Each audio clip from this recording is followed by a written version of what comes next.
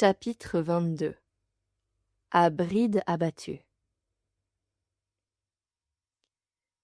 Carrigan chevaucha 2 jours durant, volant quelques moments de repos lorsqu'elle ne parvenait plus à garder les yeux ouverts.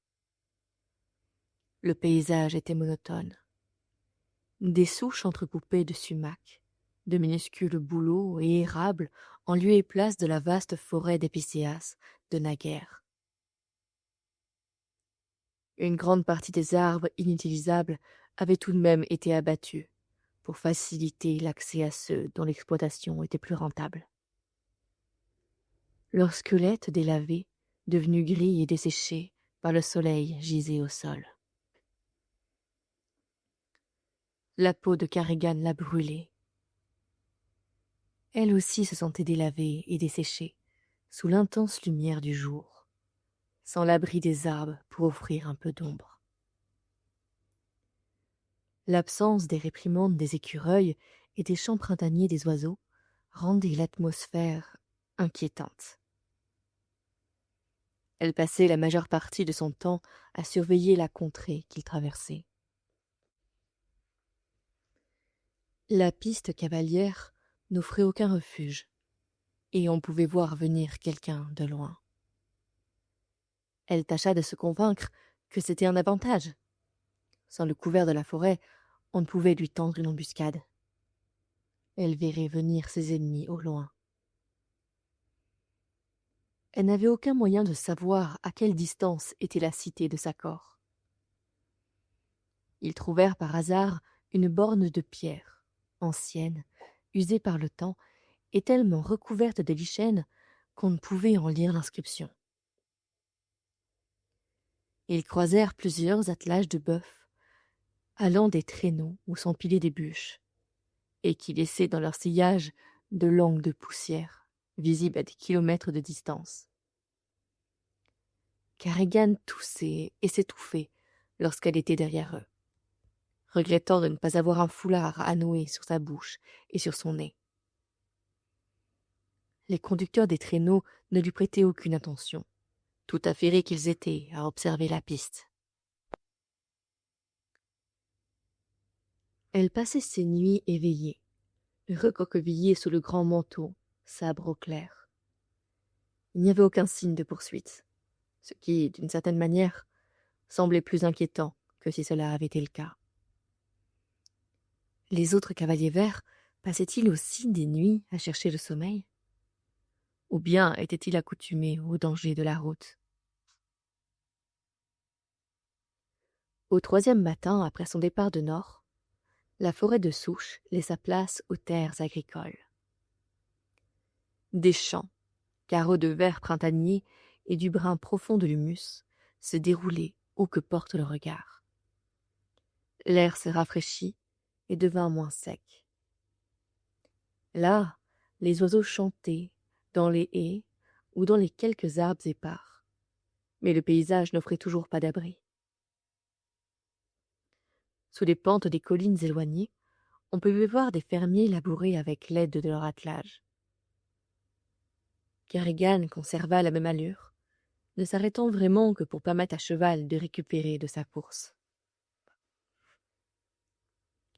Ils trouvèrent une grange abandonnée, recouverte d'un treillage de vignes grimpantes et d'épines, où passer la nuit.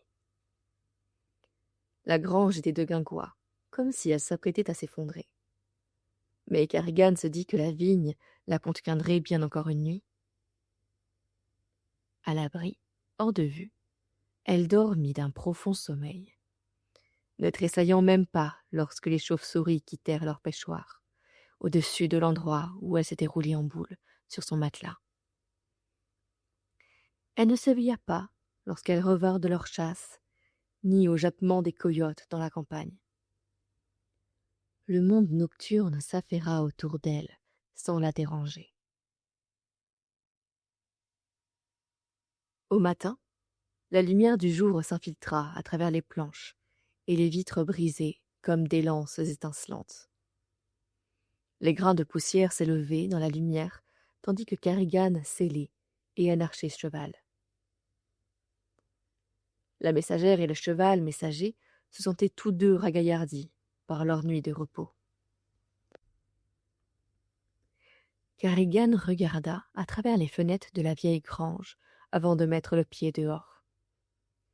S'il lui était venu à l'esprit que la grange était le seul lieu à la ronde qui offrait une cachette, et si elle avait été moins épuisée, elle aurait abandonné l'idée d'y dormir. Le lieu constituait un refuge vraiment trop évident. Mais ne pouvait revenir en arrière, et rien de dommageable ne s'était produit. Il n'y avait personne en vue, à l'exception des corneilles qui prenaient leur envol, tandis qu'elle quittait la grange en guidant cheval. Elle l'enfourcha, et la course reprit. Cet après-midi-là, ils arrivèrent en vue d'un bois. Ce n'était pas une forêt profonde comme le Vermanteau, mais une jeune forêt de fins bouleaux, de chênes et d'érables. Ils avaient poussé dans ce qui avait dû être un champ cultivé. Un marais de pierres longeait la piste cavalière et disparaissait dans le bois. Carrigan s'en approcha, avec un soulagement mêlé d'appréhension. Le bois offrait sa protection, mais fournissait ainsi une cachette pour les ennemis éventuels. Un nouveau souci, exact contraire du précédent. Une brise faisait bruire les feuilles qui se murmuraient leurs secrets. Une silhouette en vert apparut au-devant, et elle se raidit.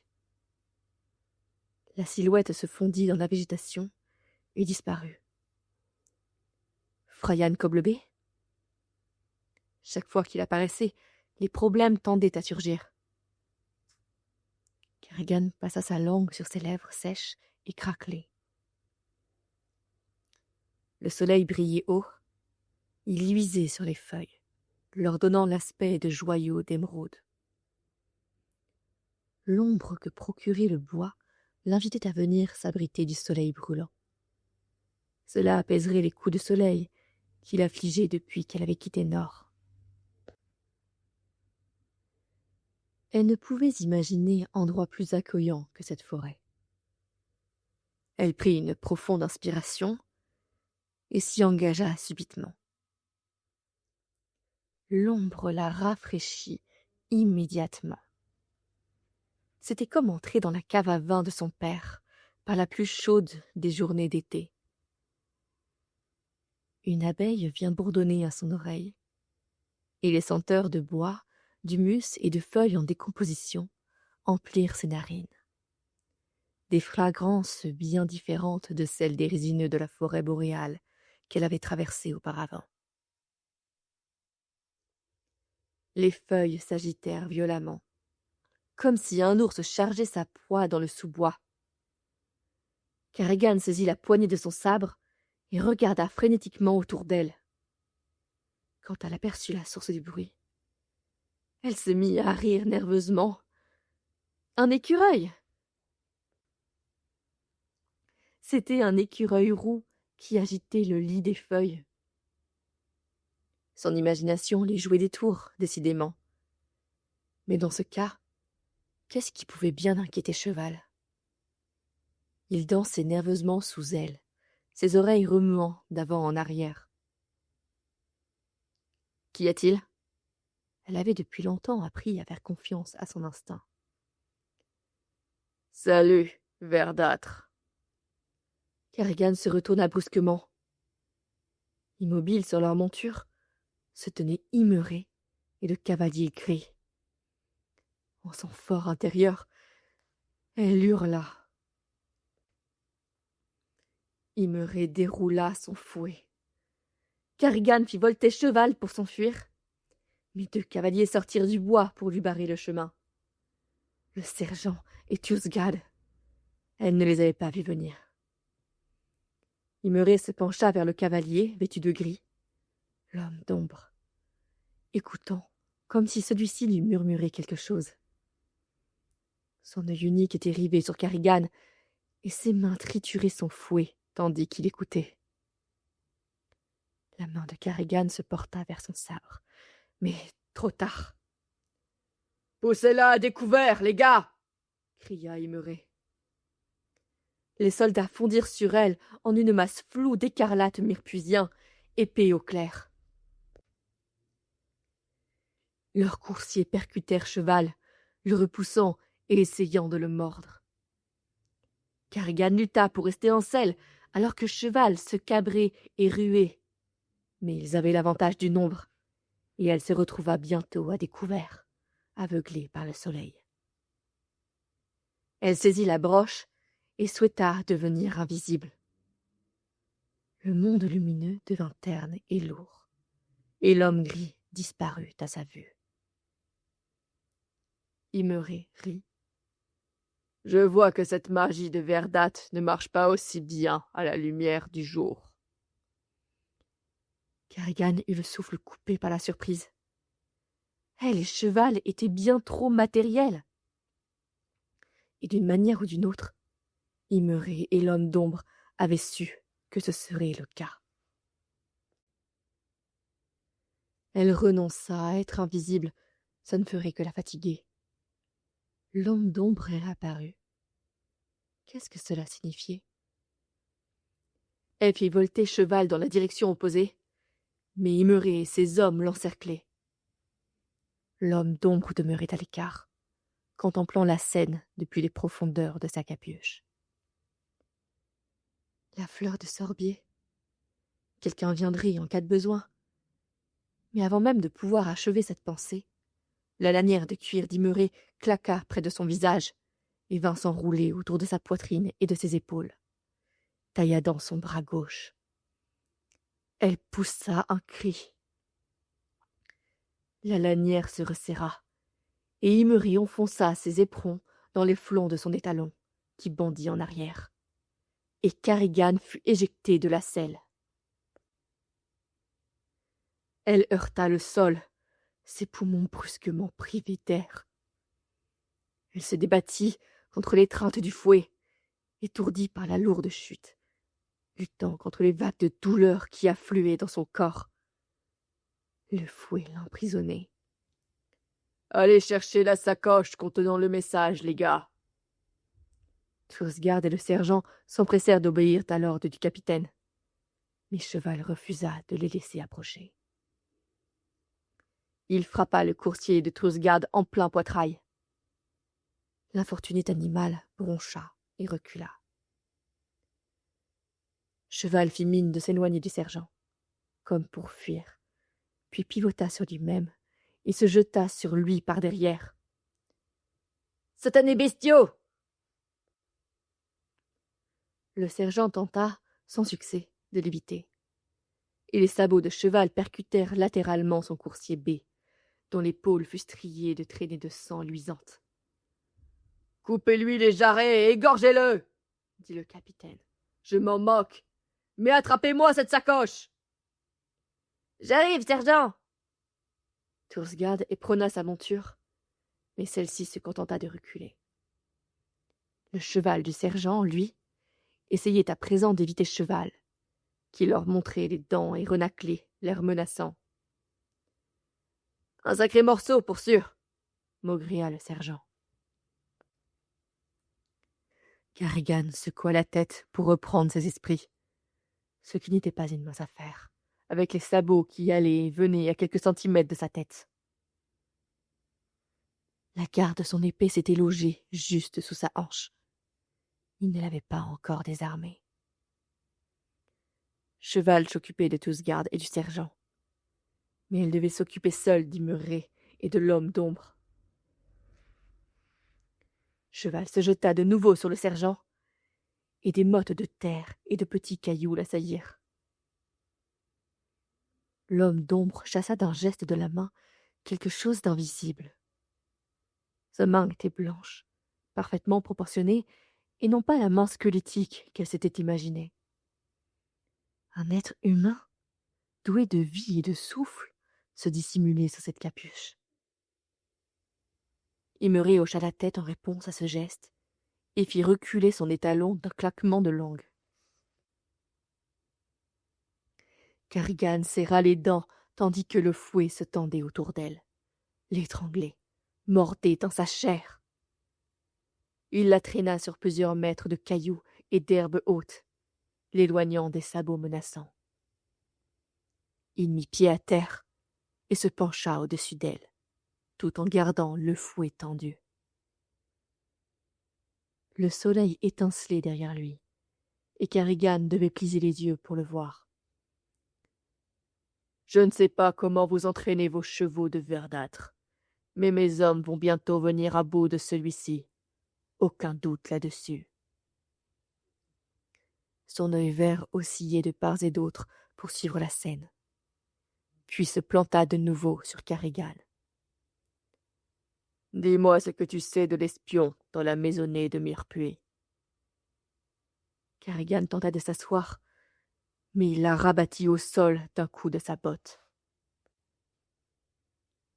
La douleur explosa dans son épaule. « Les Mirepuisiens !» dit-elle, le souffle court. « Un ramassis d'assassins !» La réponse tarda à venir. « Je t'ai posé une question. » Carrigan tendit le cou au maximum. « Je ne sais pas de quoi parle le message. Je ne sais rien de rien. Vous pigez ?» Elle fut surprise par sa propre véhémence. Sa voix n'avait pas l'intonation au perché de la peur. Imuré s'accroupit, quittant la lumière, et les ombres sur son visage changèrent. Sa tête chauve luisait de sueur. « Je ne sais pas comment Frian Coblebey t'a transmis sa mission, mais c'est ce qu'il a fait. Tu connais l'information. »« Non !» Imuré regarda par-dessus son épaule, s'adressant à l'homme d'ombre. « Je suis lassé de ce petit jeu.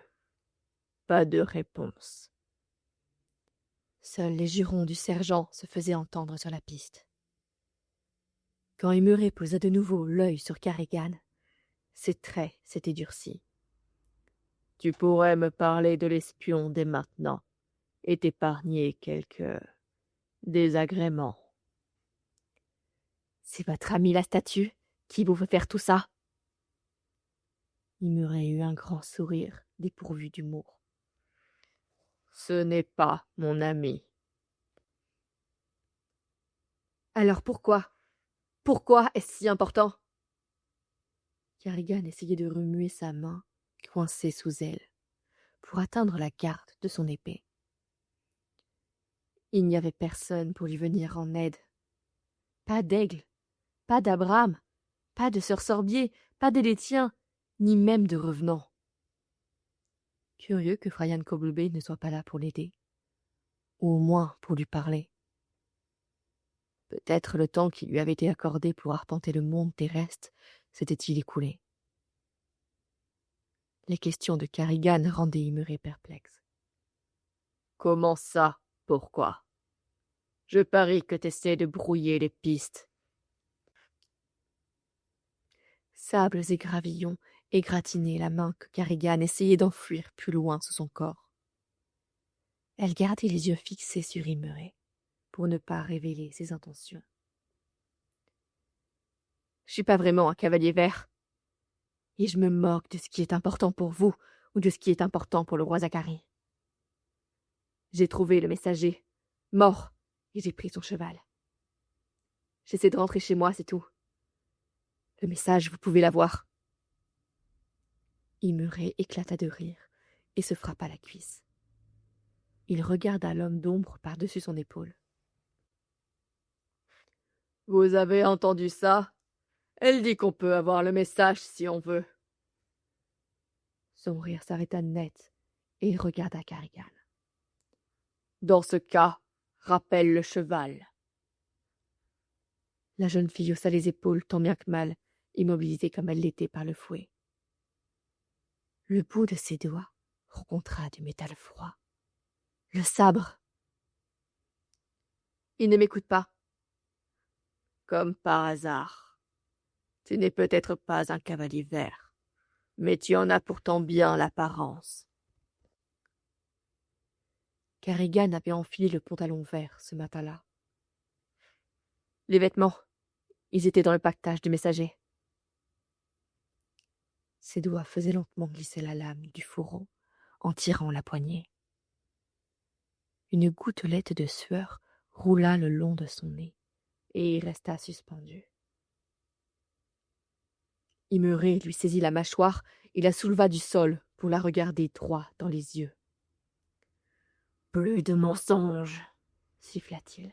« Avoue, tu sais que Myrpuy est impliqué. Parle-nous de l'espion !»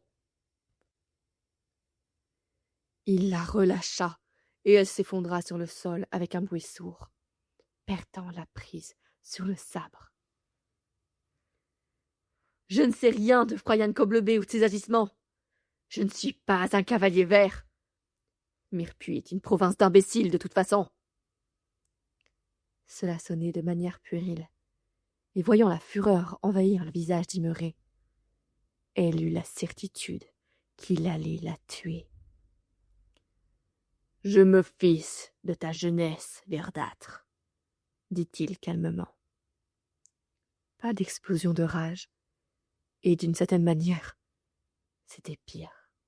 « Je vais t'attacher à un arbre et extirper les informations avec mon fouet. » Je suis seule.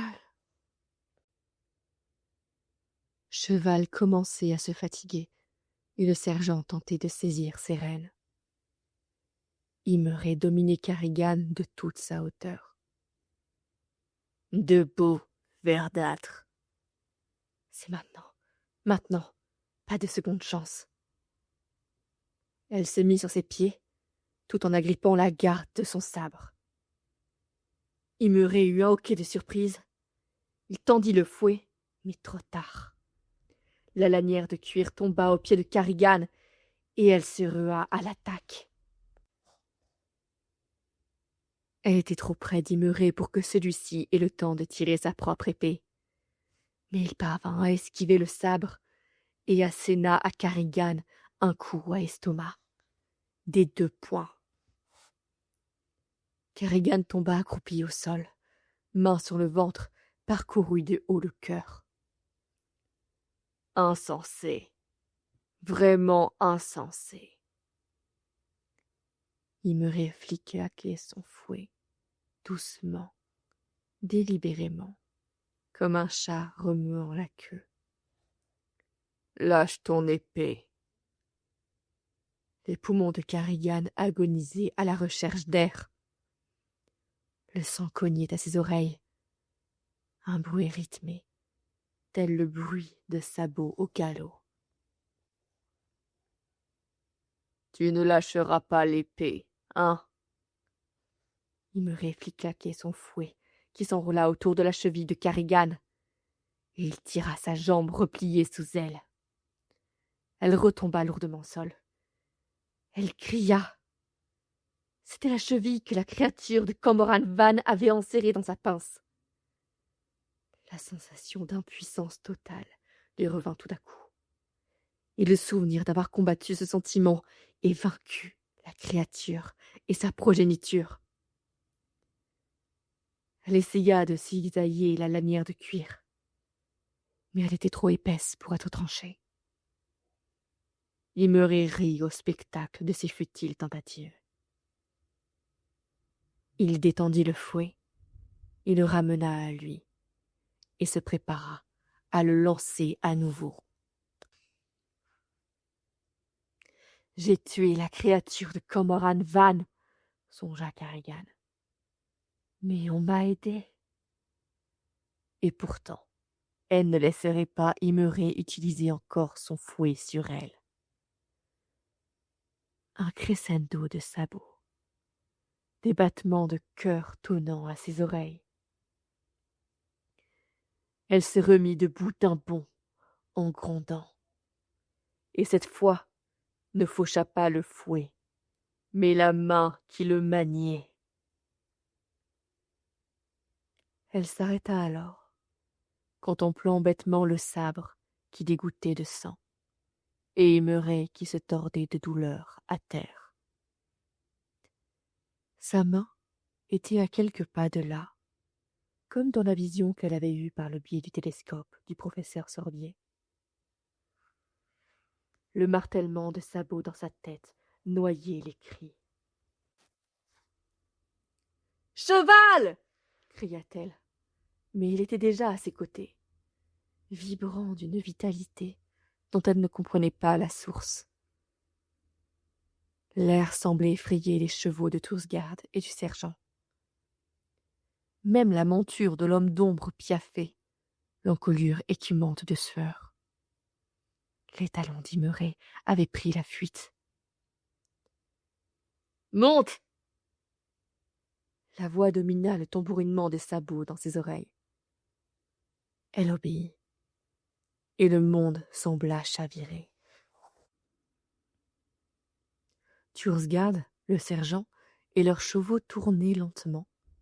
Chaque mouvement semblait trop long, comme exagéré, soustrait au passage du temps. Tout apparaissait brouillé aux yeux de Carrigan, à l'exception de Cheval, d'elle-même et de l'homme d'ombre. Celui-ci était juché sur son étalon, imperturbable. Un arc apparut entre ses mains, là où rien ne se trouvait auparavant. Il prit 2 flèches dans son carquois, et chacune était noire, empennée de rouge. Il encocha l'une d'elles. « Va !» ordonna la voix. Carrigan n'osa pas désobéir. Elle pressa les flancs de Cheval au moment où la première flèche fut décochée. Cheval s'élança au galop. Le bleu du ciel, le bois en vert et brun, tout passa comme l'éclair. Ils laissèrent derrière eux les bâtiments d'un village qui ne fut qu'une tache imprécise. Les 2 flèches, elle le savait, la suivaient de leur champ et ne s'arrêteraient pas avant d'avoir atteint leur cible. Le vent la chahutait, dénouait la tresse de ses cheveux. Les sabots de Cheval imprimaient leur rythme dans tout son corps, mais elle avait l'impression qu'il volait. Il y avait d'autres sabots martelants, d'autres cavaliers à ses côtés, d'une blancheur translucide de membrade. Les arbres et les bâtiments n'étaient pas des obstacles pour eux. Ils les traversaient tout bonnement. Ils l'appelaient de leur voix lointaine, qui sonnait comme un cri de guerre.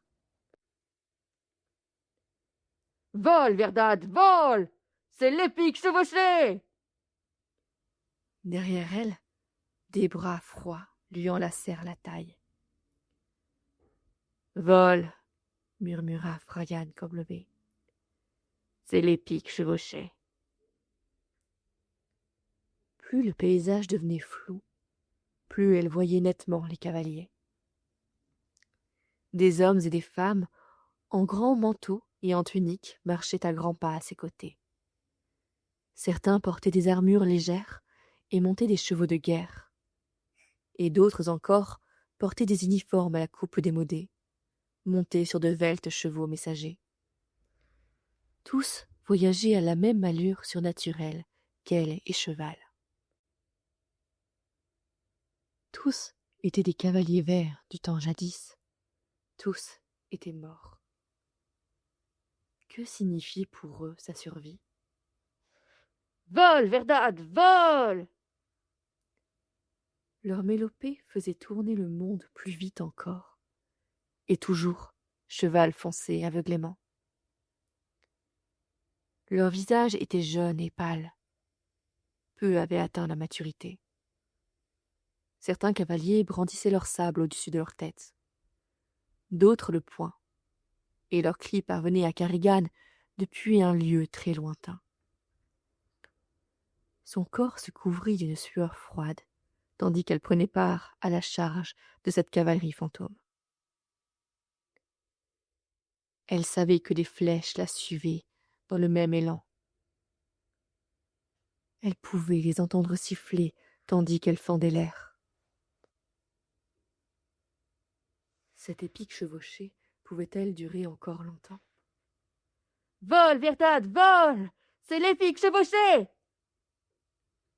Le chant suivait le martètement rythmé des sabots, les battements de son propre cœur, et le sang qui bourdonnait à ses oreilles. Elle brûle. Kerrigan ne comprit tout d'abord pas ce que voulait dire Freyan. Est-ce que les esprits brûlaient? Les flèches brûlent. Kerrigan jeta un coup d'œil derrière elle et fut déconcertée. Elle regardait à travers la forme vaporeuse de Freyan. Les flèches s'étaient effectivement enflammées, et elles tombèrent loin derrière. Un cri de victoire, tel une rafale de vent, s'éleva parmi les cavaliers fantômes. Ils arrêtèrent leurs chevaux, et Cheval ralentit l'allure, sans qu'elle le lui ait demandé. Bien que tous soient immobilisés, le monde continuait sa course hâtive, comme s'ils étaient tous balayés par quelque courant spectral. « Pourquoi ?» demanda Kerrigan. Freyan se laissa glisser du dos de Cheval et s'écarta. Il se fondit dans la masse des autres cavaliers. « Je ne peux trouver le repos tant que tu n'as pas achevé la mission. » Sa voix s'atténuait. Ce fut une belle chevauchée. « Pourquoi ?» demanda Kerrigan, les rênes regroupées dans son poing. « Pourquoi êtes-vous intervenu ?»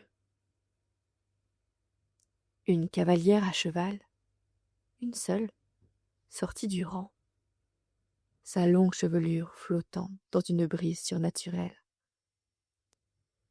2 flèches étaient fichées dans sa poitrine. La cavalière que Kerrigan avait vue à Nord, morte. Joie.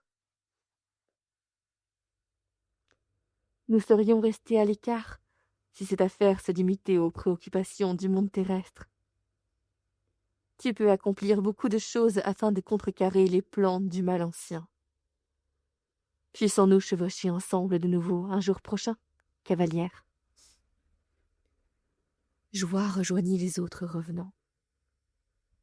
Leur masse sembla se fondre en elle-même, puis s'éleva avant de se dissiper, comme le brouillard porté aux cieux par la brise.